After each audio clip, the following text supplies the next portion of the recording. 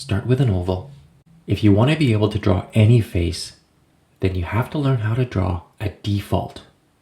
Once you have that default face memorized, the rest is just details. Draw a line down the middle and a line across for where the eyebrows will go. Draw 2 circles for the eyeballs. A lot of that will be covered up. A line for the nose and another one from the mouth about halfway down. From the center of the eyeballs, draw 2 lines down. That will give you the corners of the mouth. Ears go from the eyebrow line to the bottom of the nose. Now drop in the eyes.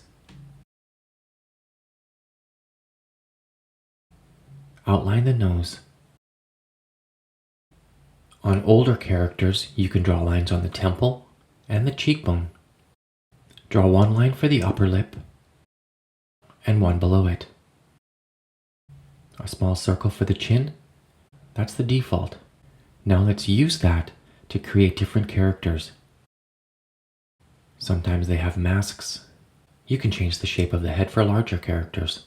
To create a more feminine face, I suggest playing with the jawline. It's typically rounder and smaller.